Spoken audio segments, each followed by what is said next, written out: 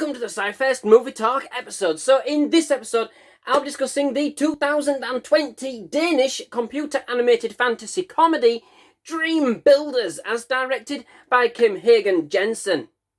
Here we meet Minna, as voiced by Robyn Dempsey, living in the rural country with her dad, John, as voiced by Tom Hill, after her mother, Karen, as voiced by Alberte Winding, left them in order to pursue a career as a singer.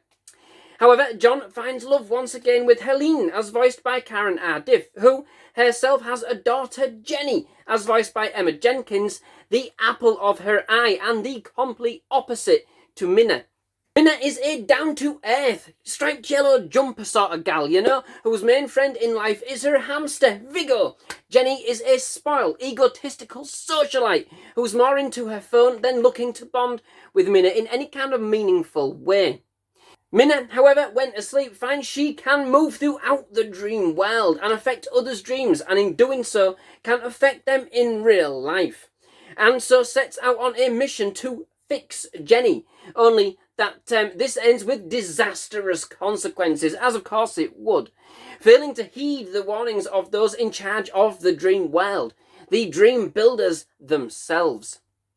Is there a way for Minna and Jenny to find some common ground for the sake of their family?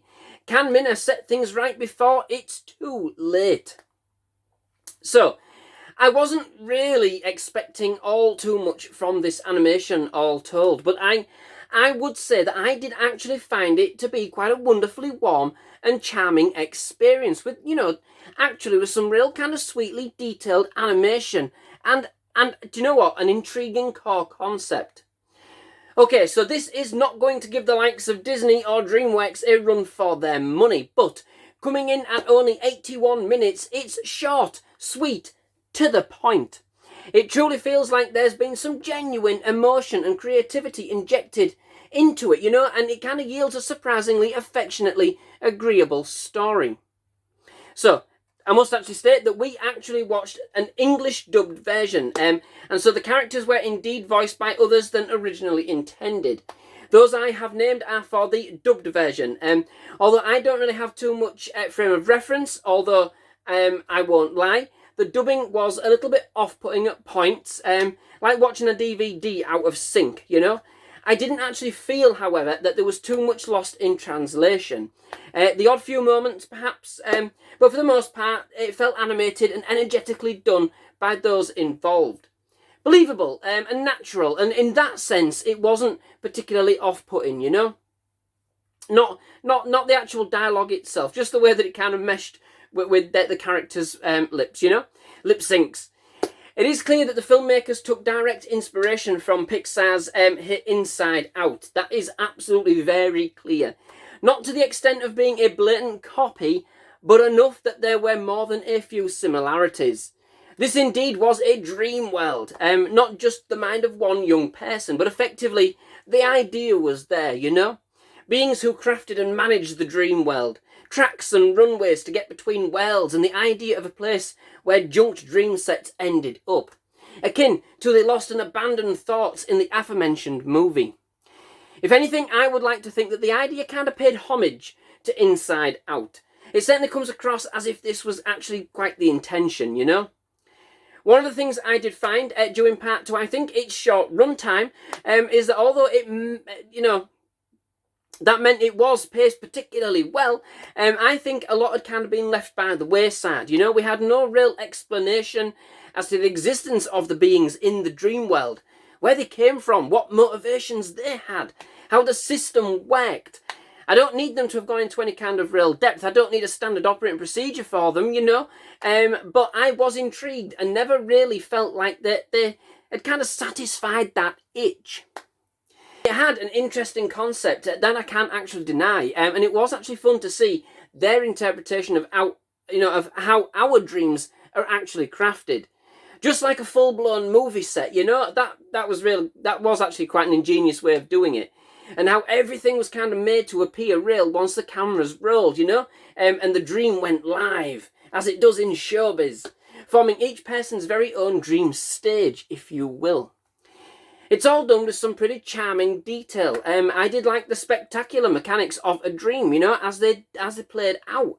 And it is, like I said, it was an interesting idea, if perhaps not wholly embellished enough. You know, to explore how the interaction with our dreams may affect our everyday lives, sometimes with undesired and unexpected consequences. Every action had a reaction, whether intended or not.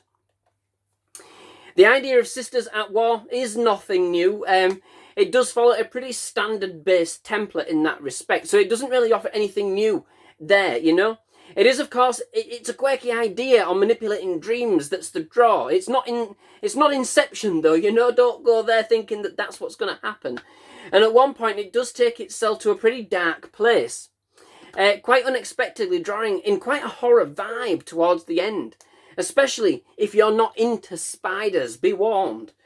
Minette does get pretty creative, and I would say quite aggressively vindictive, almost developing her own little evil streak as she goes along. Definitely mad on power for a while.